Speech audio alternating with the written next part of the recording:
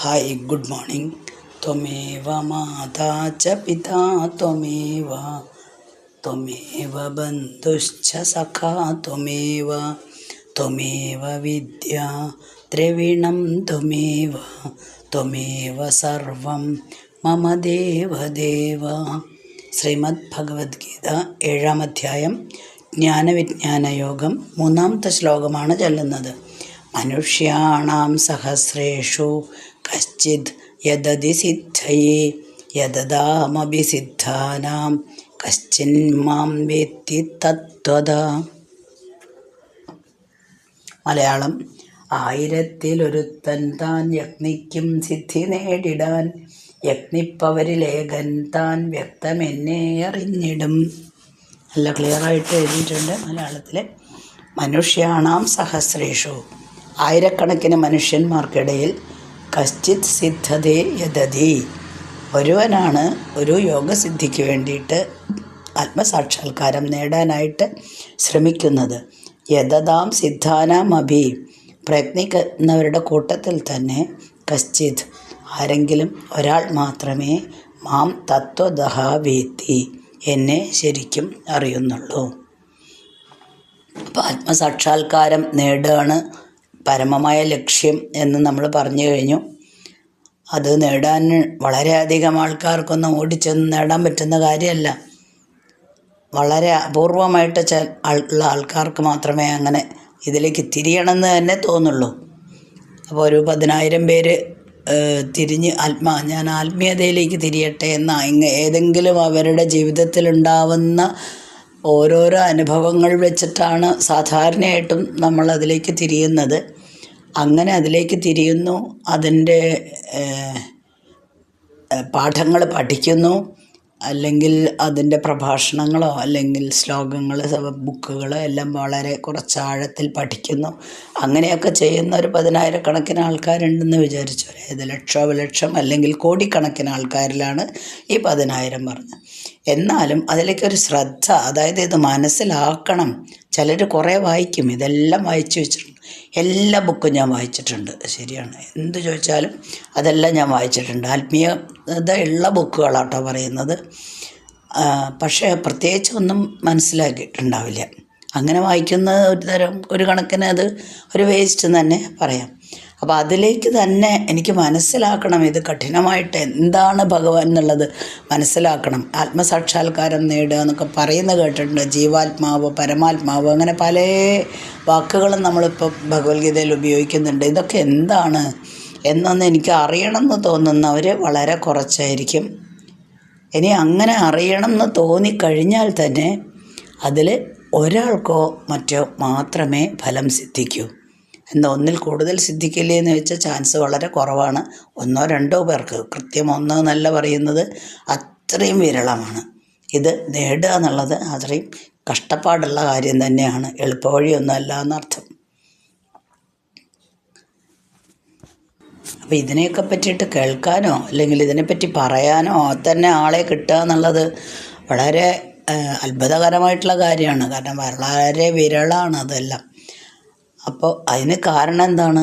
ഒരാൾക്ക് താല്പര്യമില്ല, കേൾക്കാൻ താല്പര്യക്കുറവുണ്ട്. അതുകൊണ്ടാണ് നമ്മൾ പറഞ്ഞിട്ട് കേൾക്കാൻ താല്പര്യമില്ലാത്തവരുടെ നടുക്ക് നിന്ന് ഈ പ്രഭാഷണങ്ങളൊന്നും നടത്തിയിട്ട് കാര്യമില്ലല്ലോ. അതുകൊണ്ടാണെന്ന് പറയാണ്.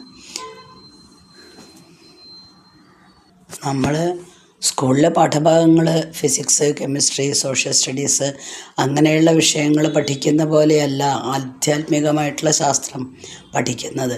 അത് പഠിച്ചത് കൊണ്ട് മാത്രമായിട്ടുമില്ല, അത് ആചരിക്കുക, അനുഭവിക്കുക തന്നെ വേണം.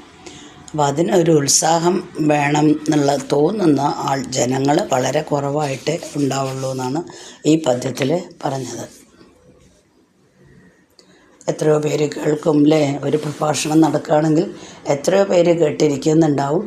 പക്ഷേ ആ കേൾക്കുന്നത് ഈ ചെവി കൂടെ കേട്ട് മറ്റു ചെവി കൂടെ കളയുന്നവരായിരിക്കും നമ്മളെ സാധാരണയായിട്ടുള്ള ലൗകികന്മാരെല്ലാവരും തന്നെ.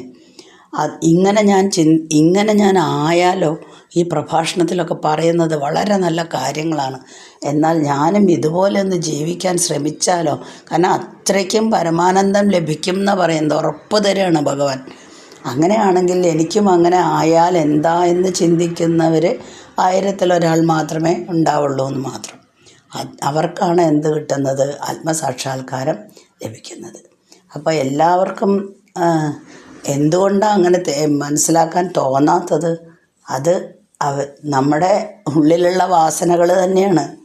കാരണം നമ്മൾ ഇതിലേക്ക് കടക്കാൻ ശ്രമിക്കുമ്പോഴേക്കും അവിടെ നമ്മളുടെ ഉള്ളിലുള്ള വാസനകൾ, നമ്മൾ മനസ്സ് ഇന്ദ്രിയവും തമ്മിലുള്ള ബന്ധം പറഞ്ഞല്ലോ എപ്പോഴും പിടിച്ചു വലിച്ചുകൊണ്ടിരിക്കുന്നത്. അങ്ങനെയുള്ള വാസനകളൊക്കെ തലപൊക്കും. അങ്ങനെ ജീവൻ എന്താണെന്ന് മനസ്സിലാക്കാൻ പോലും അല്ലെങ്കിൽ ജീവാത്മാവ് എന്താണ്, പരമാത്മാവ് എന്താണ് എന്ന് മനസ്സിലാക്കാൻ പോയിട്ട് അതിനെപ്പറ്റി ചിന്തിക്കാനോ അല്ലെങ്കിൽ നേരത്തെ പറഞ്ഞ പോലെ ഇതിലേക്കിട്ട് അതിലേക്ക് കളയുക തന്നെയാണ് ചെയ്യുന്നത്. കൂടുതൽ അറിയാനായിട്ട് തീരെ ശ്രമിക്കുന്നില്ല. അപ്പോൾ ഈ വാസനകൾ മുഴുവനും നീങ്ങി മനസ്സ് വളരെ പരിപൂർണമായിട്ട് ക്രിസ്റ്റൽ ക്ലിയർ ആകുമ്പോൾ മാത്രമാണ് നമുക്ക് ഇങ്ങനെയൊക്കെ ചിന്തിക്കാൻ പോലും തോന്നുന്നത്. ഇതിലേക്ക് നീങ്ങട്ടെ, അല്ലെങ്കിൽ എനിക്ക് ആനന്ദം തുടങ്ങി, എനിക്ക് പരമാനന്ദം കുറേശ്ശെ ലഭിക്കാൻ തുടങ്ങി എന്നുള്ളത് മനസ്സിലാക്കുന്നത്. ഇത് അപൂർവ ആൾക്കാർക്ക്, പുണ്യാത്മാക്കൾക്ക് മാത്രമേ സാധിക്കുള്ളൂ എന്നാണ് പറയുന്നത്. അവരതിന് വേണ്ടിയിട്ട് വളരെയധികം പരിശ്രമിക്കുന്നു. അപ്പോൾ നമുക്കും ഇതെല്ലാം ഭഗവാൻ ഇപ്പോൾ പറഞ്ഞു തരുന്നുണ്ട്. നമ്മളും കൂടെ അതുപോലെ ആയാൽ മതി എന്നാണ് പറയുന്നത്. അപ്പോൾ അർജുനൻ ഭഗവാന്റെ മുഖത്ത് നിന്ന് ഈ ഭഗവത്ഗീത കേൾക്കുകയാണ്.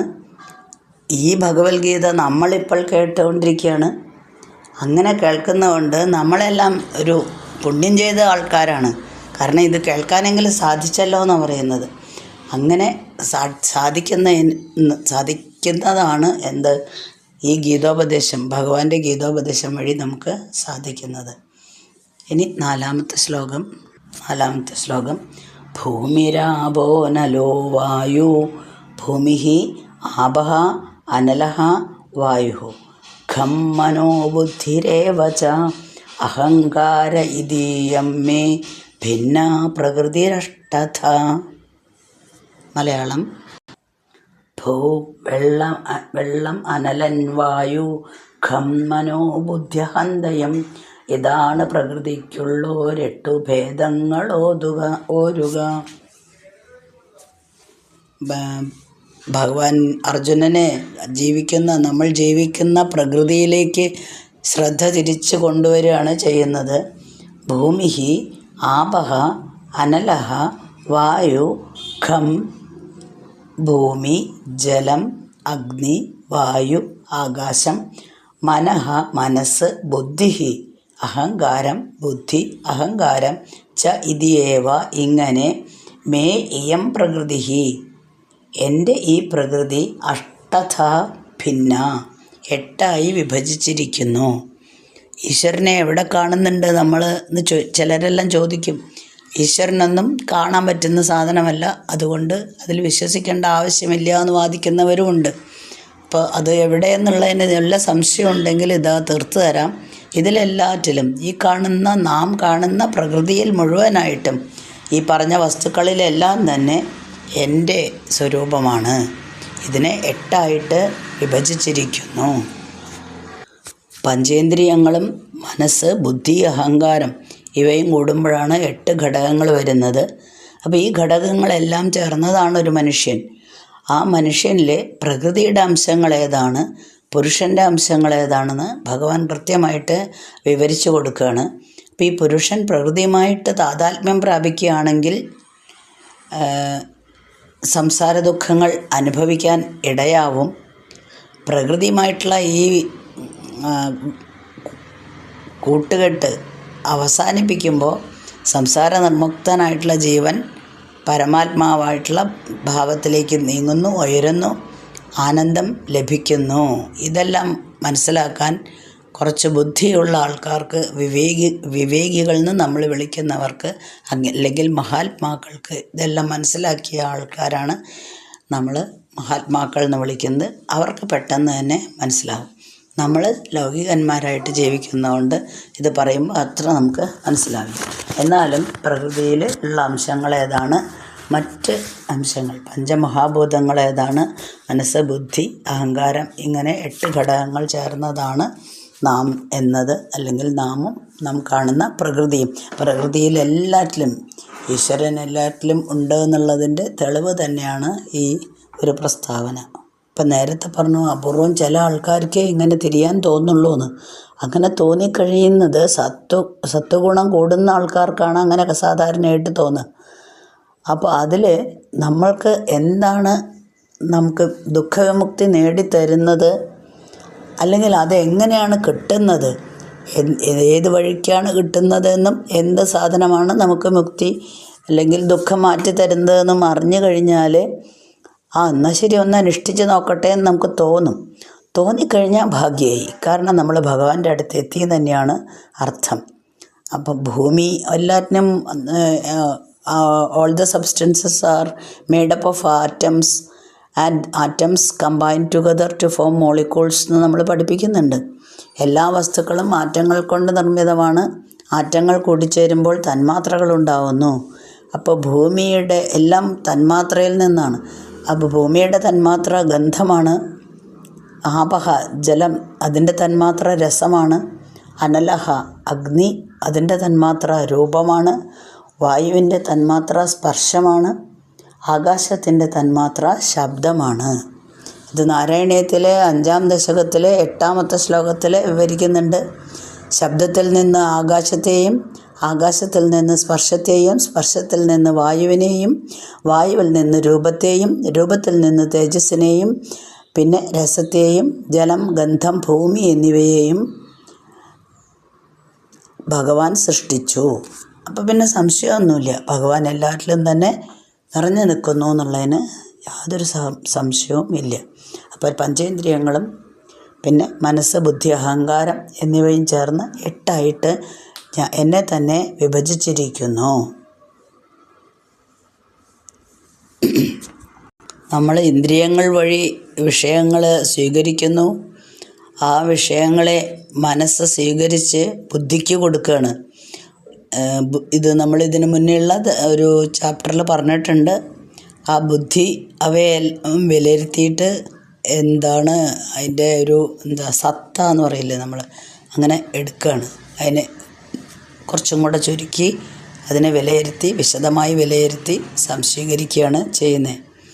നടക്കുമ്പോഴും എന്താണ് ബുദ്ധിയിൽ ഞാൻ എന്നൊരു അഭിമാനം അവിടെ എന്തായാലും കുറച്ചെങ്കിലും വരാതിരിക്കില്ല. അതാണ് അഹങ്കാരം എന്ന് നമ്മൾ പറയുന്നത്. അപ്പോൾ ഈ 8 ഘടകങ്ങൾ ചേർന്നതാണ് പ്രകൃതി. അതിൽ പുരുഷൻ, ആത്മാവ് എന്നിവ ആവേശിക്കപ്പെടുമ്പോഴാണ് ഒരു വ്യക്തിത്വം അല്ലെങ്കിൽ ഒരു ജീവൻ രൂപം കൊള്ളുന്നത് എന്നാണ് ഈ ശ്ലോകത്തിൻ്റെ അർത്ഥം. 5-ാമത്തെ ശ്ലോകം. അപരേയമിതസ്ത്വന്യാം പ്രകൃതിം വിദ്ധി മേ പരാം ജീവഭൂതാം മഹാബാഹോ യയേദം ധാര്യതേ ജഗത്. മലയാളം. ഇതിനെ വിട്ടു നിൽക്കുന്നു ജീവപ്രകൃതി എന്നതും, ഇതാണ് ലോകമെപ്പേരും നിലനിർത്തുന്നിതർജുന. മഹാബാഹോ, ഹേ പരാക്രമശാലിൻ, യം അപരാ തു ഇതഃ അന്യം ജീവഭൂതാം മേ. ഇത് അപരാപ്രകൃതിയാണ്. നമ്മളിപ്പോൾ പറഞ്ഞ കണ്ട അല്ലെങ്കിൽ ഈ 8ആയി വിഭജിച്ച് അപരാപ്രകൃതിയാണ്. ഇതിൽ നിന്ന് ഇതഃ അന്യം, ഇതിൽ നിന്ന് വേറെയായി ജീവഭൂതാം, ജീവസ്വരൂപമാണ്. അത് എൻ്റെ മേ പരാപ്രകൃതിം വിദ്ധി, അത് എൻ്റെ പരാപ്രകൃതിയാണെന്ന് മനസ്സിലാക്കൂ. യയാ ഇതം ജഗത് ധാര്യതേ, അതാണ് ഈ ജഗത്തിൻ്റെ മുഴുവനും ആധാരം. അപ്പം ഒന്നും കൂടെ വിശദമാക്കി കൊടുക്കുകയാണ്. നമ്മൾ പറഞ്ഞ 8ഉം ജഡപ്രകൃതികളാണ്. അതിനെ അപരാപ്രകൃതി എന്നാണ് വിളിക്കുന്നത്. ഈ അപരാപ്രകൃതിയെ നയിക്കാൻ അല്ലെങ്കിൽ അപരാപ്രകൃതിക്ക് സ്വന്തമായിട്ട് പ്രവർത്തിക്കാനുള്ള ഒരു കഴിവില്ല. അപ്പോൾ അതിനെ പ്രവർത്തിപ്പിക്കാനായിട്ട് മറ്റൊരു ശക്തി ആവശ്യമാണ്. അതൊരു ജീവസ്വരൂപമാണ്. നമ്മളിടയ്ക്ക് ചില കാര്യങ്ങളൊക്കെ പറയുമ്പോൾ പറയും അത് പ്രകൃതി നിയമമാണെന്ന് പറയും. എന്താണ് ഈ പ്രകൃതി നിയമം? ഇപ്പം നമ്മൾ പ്രകൃതിയിൽ കാണുന്നത് മുഴുവനും ഭഗവാന്റെ തന്നെ അപരാപ്രകൃതിയാണ്. ഇതിനെ നയിക്കുന്ന എൻ്റെ പ്രതിബിംബമാണ് എന്ത്? പരാപ്രകൃതി. പ്രപഞ്ചത്തെ മുഴുവനും, അതായത് ഇവർ ജഡപ്രകൃതി ആയതുകൊണ്ട് ചലിക്കാനോ അല്ലെങ്കിൽ പ്രവർത്തിക്കാനോ കഴിവില്ല. അപ്പോൾ അതിനെ ചലിപ്പിക്കുന്ന അല്ലെങ്കിൽ ഇതിനെ നിലനിർത്തുന്ന ഒരു ശക്തിയാണ് പരാപ്രകൃതി. അതാണ് ജീവാത്മാവ്. അപ്പോൾ ഓരോ നിമിഷവും നമ്മൾക്ക് എന്ത് സംഭവിക്കണം എന്ന് നിശ്ചയിക്കുന്നത് ഈ പരാപ്രകൃതിയാണ്. ഇത് ഈശ്വരനാണ്. നാം അനുഭവിക്കുന്നതെല്ലാം ഈശ്വരാംശമാണെന്ന് മനസ്സിലാക്കി കഴിഞ്ഞാൽ നമുക്കൊരു പരമാനന്ദം കിട്ടും. നമുക്ക് സംശയമില്ലാത്ത കാര്യമാണ്, നമ്മുടെ ചുറ്റും കാണുന്നത് മുഴുവൻ തന്നെ ഭഗവാൻ തന്നെയാണ്. അങ്ങനെ മനസ്സിലാക്കി കഴിഞ്ഞാൽ നമുക്ക് പിന്നെ എന്തെങ്കിലും അസുഖങ്ങൾ വന്നാലോ കിടപ്പിലായാലോ ഒന്നും പ്രശ്നമില്ല. കാരണം എന്താണ്? എവിടെ ഇരുന്നും ഭഗവാനെ നമുക്ക് കാണാനായിട്ട് സാധിക്കും. ചെറിയ എക്സാമ്പിൾ പറയുകയാണെങ്കിൽ, ഞാനിപ്പോൾ എൻ്റെ വീടിൻ്റെ മുറ്റത്ത് നിൽക്കുന്നു. വീട് എവിടെയാണ്? വീട് ഈ പറമ്പിൻ്റെ ഒരു ഭാഗത്താണ്. അപ്പോൾ പറമ്പ് എവിടെയാണ്? ഇന്ന പഞ്ചായത്തിലാണ് അല്ലെങ്കിൽ പട്ടണത്തിലാണ്. ആ പട്ടണം എവിടെയാണ്? ഇന്ന സ്റ്റേറ്റിലാണ്. അതെവിടെയാണ്? ഇന്ത്യയിലൊരു ഭാഗമാണ്. അതെവിടെയാണ്? ഭാരതം എവിടെയാണ്? ഭൂമിയിലാണ്. ഭൂമി എവിടെയാണ്? ജലത്തിലാണ്. ജലമെങ്കിൽ ഒന്നിനോട് എപ്പോഴും ബന്ധപ്പെട്ട് തന്നെ കിടക്കുന്നു. അപ്പോൾ ഇതിലെല്ലാറ്റിലും എല്ലാറ്റിലും നിറഞ്ഞു നിൽക്കുന്നത് ആരാണ്? ജഗത്തിൻ്റെ തന്നെ മുഴുവൻ, ഈ ജഗത്തിൻ്റെ മുഴുവൻ തന്നെ ആധാരം ഈ ചൈതന്യമാകുന്ന ഞാൻ തന്നെയാണ്. എൻ്റെ റിഫ്ലക്ഷനാണ്, എൻ്റെ പ്രതിബിംബമാണ്. അപ്പോൾ ഇന്ദ്രിയങ്ങൾ കൊണ്ട് ദർശിക്കുന്ന എല്ലാ വിഷയങ്ങളും, മനസ്സുകൊണ്ട് സങ്കല്പിക്കുന്ന എല്ലാ വികാരങ്ങളും, ബുദ്ധി കൊണ്ട് അറിയുന്ന എല്ലാ വിചാരങ്ങളും എല്ലാം കൂടെ ചേർന്നിട്ടുള്ള അനുഭവ മണ്ഡലത്തെയാണ് എന്ത് നാം പറയുന്നത്? ജഗത്ത്. അതൊരു സ്ഥൂല പ്രപഞ്ചം മാത്രമല്ല എന്ന് വിവരിച്ചു കൊടുക്കുകയാണ്. ഇനി അടുത്ത ശ്ലോകം, 6ാമത്തെ ശ്ലോകം അടുത്ത ദിവസം വായിക്കാം. അസ്മിൻ പരാത്മന്നനുപാത്മകൽപ്പേ ത്വമിത്തമുത്ഥാപിത പത്മയോനി അനന്തഭൂമാമരോഗരാശിം നിരുന്ധിവാതാലയവാസ വിഷ്ണോ.